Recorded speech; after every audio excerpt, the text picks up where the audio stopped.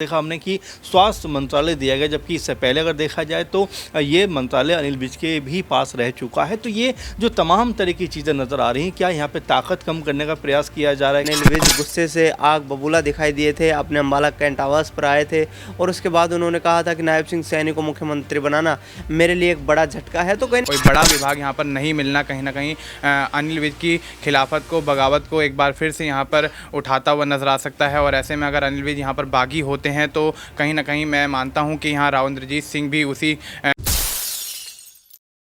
नमस्कार, मैं नाज़मीन खान और आप देख रहे हैं SPN 9 न्यूज़। एक तरफ अनिल विज विभाग मिलने के बाद एक्शन मोड पर नजर आए, एक तरफ अनिल विज अधिकारियों को फटकारते हुए नजर आए, तो वहीं दूसरी तरफ देखा जाए तो अनिल विज के सहारे भारतीय जनता पार्टी पर कई आरोप लगाए जा रहे हैं।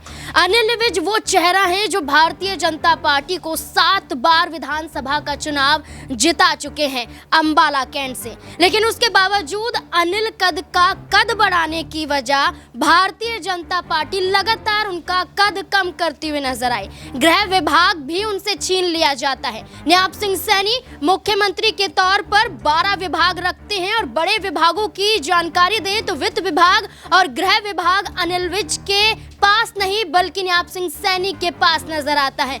इस आधार पर कहा जाता है कि क्या अनिल विज अभी भी अपनी नाराजगी जाहिर कर सकते हैं? क्या अनिल विज वो चेहरा हो सकते हैं जो आने वाले समय में, क्योंकि नई सरकार का गठन हो गया, मंत्रालयों का बंटवारा हो गया, लेकिन क्या अभी भी कोई चांस यहाँ पर बाकी नजर आता है कि हरियाणा में सत्ता से बेदखल होती हुई भारतीय जनता पार्टी नजर आ सकती है? इससे जुड़े हुए कई और तमाम सवाल यहाँ पर नजर आते हैं। न्यूज रूम में मौजूद हैं अमन सर, मेरे साथ मौजूद हैं।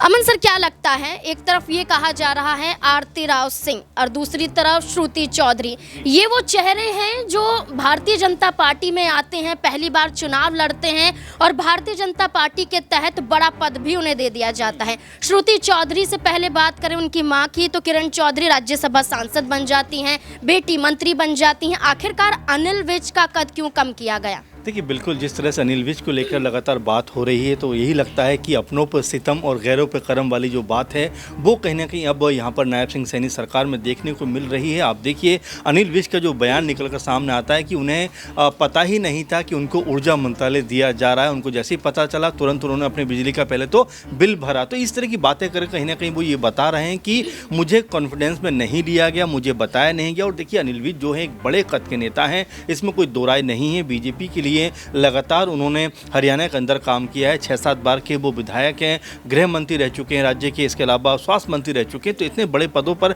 रहने के बाद अगर उनको ये तक बताया नहीं जाता कि भाई आपको ये मंत्रालय दिए जाएंगे या आपको ये इस मंत्रालय का मंत्री बनाया जा रहा है, तो जाहिर बात है कि उनकी पीड़ा जो है एक बार फिर निकल कर सामने आ गई। अनिल विज हमेशा बातों को इशारों में करते हुए नजर आते हैं और यही बात उन्होंने कही। और जैसा कि आपने कहा भी कि चाहे हम जो है जिस तरह से देखा गया है कि आरती राव की बात करें या श्रुति चौधरी की बात करें या और तमाम जो नए नवेले कह सकते हैं कि विधायक बने हैं, उन सबको जिस तरह जिम्मेदारी बांटी जा रही है। और आरती राव को तो जिस तरह देखा हमने कि स्वास्थ्य मंत्रालय दिया गया, जबकि इससे पहले अगर देखा जाए तो ये मंत्रालय अनिल विज के भी पास रह चुका है। तो ये जो तमाम तरह की चीज़ें नज़र आ रही हैं, क्या यहाँ पर ताकत कम करने का प्रयास किया जा रहा है? क्या यहाँ पर अनिल विज की जो मजबूती अब तक रही है हरियाणा के अंदर बीजेपी के अंदर, क्या उसको अब कम करने का प्रयास किया जा रहा है? और नायब सिंह सैनी ने जो फैसला किया है या उनकी सरकार ने जो फैसला किया है कि भाई उनको हम मंत्रालय तो देंगे, लेकिन वो मंत्रालय इतना बड़ा नहीं होगा जिससे अनिल विज का कद कहीं ना कहीं मजबूत होता हुआ दिखाई पड़े। मुख्यमंत्री बनने को लेकर लगातार उन्होंने बात कही थी कि भाई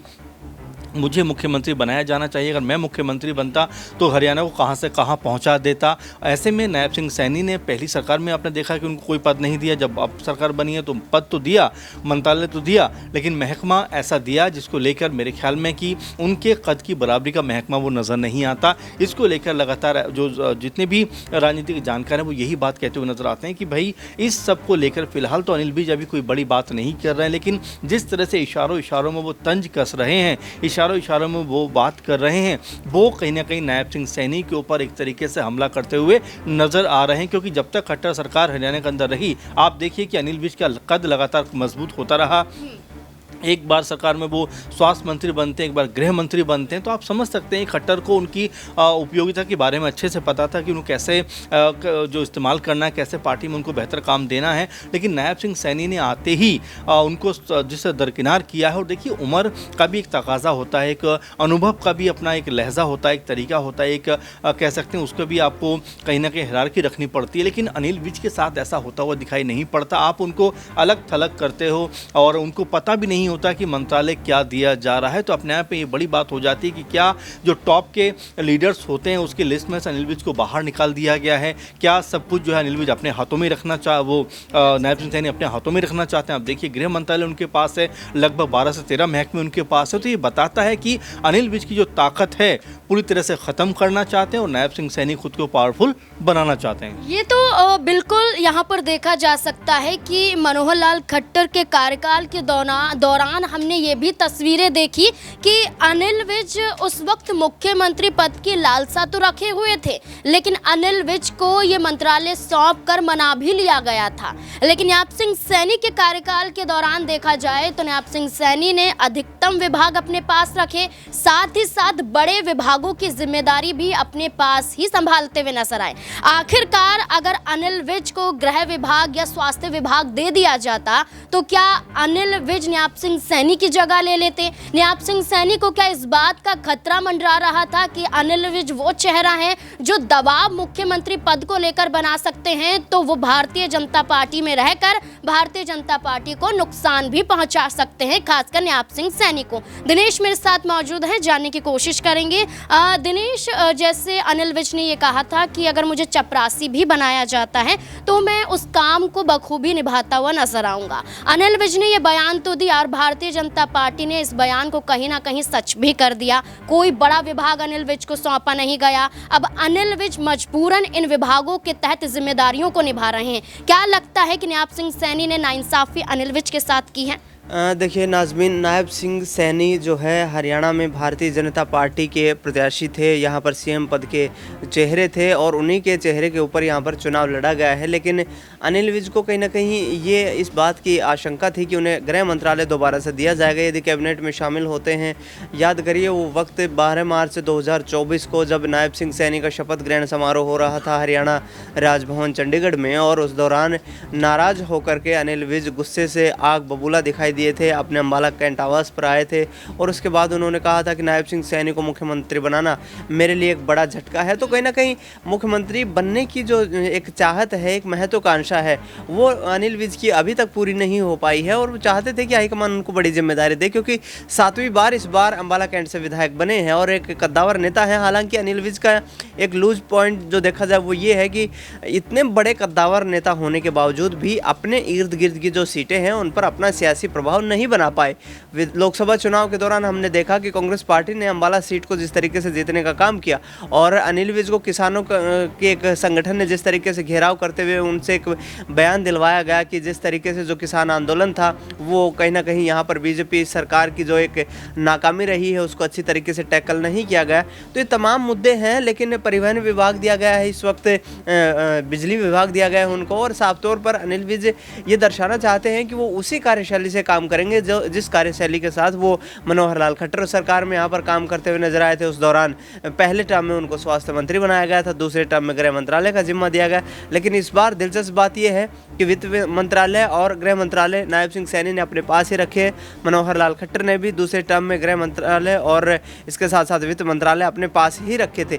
यानी कि साफ तौर पर जिस तरीके का माहौल यहाँ पर देखने को मिल रहा है हरियाणा में, अनिल विज लगातार बयानबाजियाँ देते हुए नजर आ रहे हैं और ये कहीं ना कहीं दर्शाना चाहते हैं कि राजनीति के अपने करियर में वो अब अंतिम पड़ाव पर चल रहे हैं और भारतीय जनता पार्टी यदि उनकी वरिष्ठता को देखते हुए यहाँ पर कोई बड़ा कदम नहीं उठाएगी तो हो सकता है आगामी वक्त में अनिल विज इन जिम्मेदारियों को छोड़ते हुए भी नजर आए, पार्टी के खिलाफ भी बगावत करते हुए नजर आ सकते हैं, क्योंकि राजनीतिक उत्तराधिकारी के रूप में उन्होंने अभी तक किसी का ऐलान यहाँ पर नहीं किया है। एक छोटा सा सवाल और रहेगा कि मुख्यमंत्री नायब सिंह सैनी एक बड़ा चेहरा हरियाणा में बन जाते हैं दूसरी बार मुख्यमंत्री पद की शपथ लेने के साथ साथ, लेकिन क्या वो वजह बन सकते हैं कि कई दिग्गज चेहरों को साइडलाइन किया गया?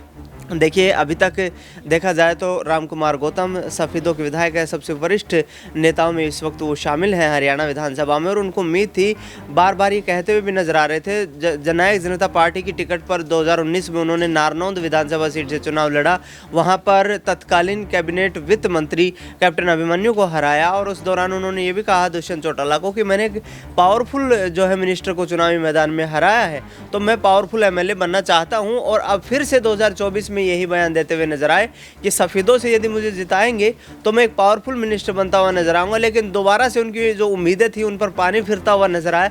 लेकिन कहीं ना कहीं ये नेता जो हैं नाराज नाखुश नजर आ रहे हैं, इनके पास दूसरा विकल्प अभी तक दिखाई नहीं दे रहा है हरियाणा में।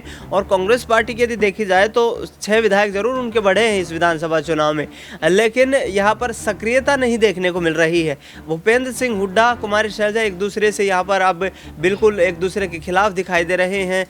कोई बैठक एक दूसरे की यहाँ पर संपन्न हो नहीं पाई है, और नेता प्रतिपक्ष को लेकर जिस तरीके की यहाँ पर कार्यशैली कांग्रेस पार्टी की देखने को मिल रही है, वो वाकई इस बात का संकेत देता है कि कांग्रेस पार्टी हरियाणा विधानसभा चुनाव के परिणामों को उतनी गंभीरता से नहीं लेती हुई नजर आ रही है। यहीं पर यदि भारतीय जनता पार्टी होती, 2019 के परिणामों को देखिए, तुरंत दुष्यंत चौटाला को यहाँ पर बुला लिया गया था, उनसे गठबंधन कर लिया गया। इसके साथ साथ जो 7 निर्दलीय विधायक जीत करके आए थे उनसे भी समर्थन ले लिया गया, यानी कि एक मजबूत स्टेबल सरकार को चलाने की कोशिश बीजेपी के द्वारा की गई।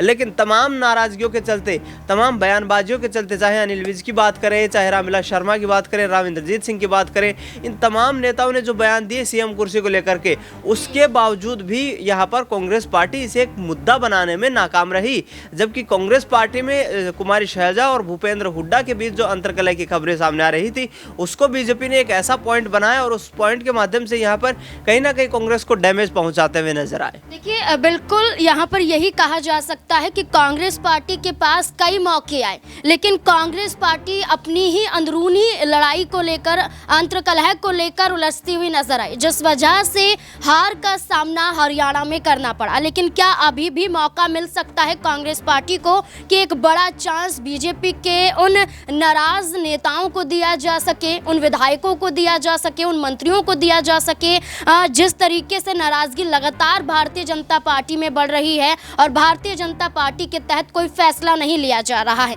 मनीष मेरे साथ मौजूद है, जानने की कोशिश करेंगे। मनीष, जिस तरीके से भारतीय जनता पार्टी में मुख्यमंत्री पद को लेकर भी एक नाराजगी देखने को मिली थी, मंत्री पद ना मिलने को लेकर भी नाराजगी देखने को मिली, और विभागों की बात करें वो भी कहीं ना कहीं भारतीय जनता पार्टी ने इस बार मंत्रियों के अनुसार तय नहीं किए। क्या लगता है कांग्रेस पार्टी के पास अभी भी कोई बड़ा मौका यहाँ पर मिल सकता है?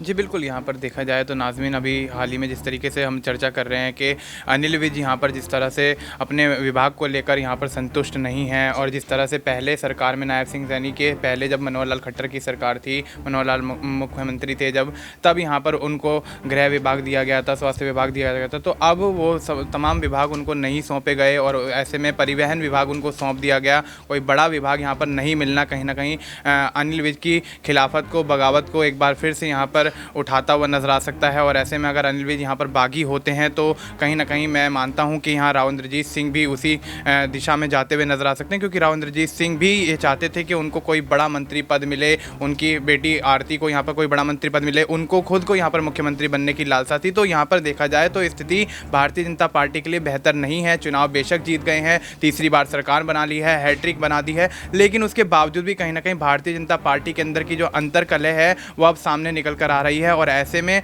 अगर यहाँ पर कांग्रेस कोई बड़ा ऑफर अनिल विज और राव इंद्रजीत सिंह जैसे बड़े नेताओं को देती है तो बेशक यहाँ पर सरकार पलट भी सकती है, सरकार गिर भी सकती है। और ऐसे में भूपेंद्र सिंह हुड्डा जो है वो कहीं ना कहीं एक महत्वपूर्ण भूमिका इस पूरे प्रक्रिया में निभाते हुए नजर आ सकते हैं। और अगर ऐसा होता है तो बेशक यहाँ पर नायब सिंह सैनी को एक बड़ा झटका लग सकता है, और तमाम जो यहाँ पर मंत्री पदों का बंटवारा किया गया है, और सीधे तौर पर अगर देखा जाए तो उचित मंत्री पद किसी को भी यहाँ पर सौंपा नहीं गया है। जिस तरह से उनकी यहाँ पर गुडविल देखी जाए या उनका राजनीति में वर्चस्व देखा जाए, तमाम जो मंत्रियों को पद बांटे गए हैं, तो कहीं ना कहीं देखा जाए तो निर्णय जो है वो बहुत जल्दबाजी में लिया गया। और नायब सिंह सैनी को जिस तरह से 12 से 13 विभाग यहाँ पर नायब सिंह सैनी ने अपने पास रखे, भारतीय जनता पार्टी ने उनको दिए, तो वो कहीं ना कहीं एक नई खिलाफत को, नई बगावत को जन्म देता हुआ नजर आ सकता है। देखिए, कांग्रेस पार्टी के पास बेशक मौका हो, लेकिन भारतीय जनता पार्टी में भी एक हुनर है कि अगर नाराजगी भारतीय जनता पार्टी में है तो उस नाराजगी को कैसे दूर किया जा सकता है। नाराजगी तो रामविलास शर्मा द्वारा भी दर्शाई गई थी, राव इंद्रजीत सिंह द्वारा भी दर्शाई गई थी, अनिल विज द्वारा भी और कई और दिग्गज चेहरों द्वारा भी, लेकिन भारतीय जनता पार्टी ने सभी को कहीं ना कहीं मना लिया था। लेकिन देखा जाए तो वो जिम्मेदारियां नहीं सौंपी गई। इस आधार पर यही कहा जा रहा है कि अब हरियाणा में क्या कुछ घटता हुआ नजर आ सकता है। क्या भारतीय जनता पार्टी ऐसे ही कामयाब होती हुई नजर आएगी या फिर हरियाणा में कोई बड़ा बदलाव अभी भी किया जा सकता है? इस पूरे मुद्दे को लेकर अब आपकी राय क्या है, कमेंट सेक्शन में जरूर बताएं। देखते रहें SPN9 न्यूज़। धन्यवाद।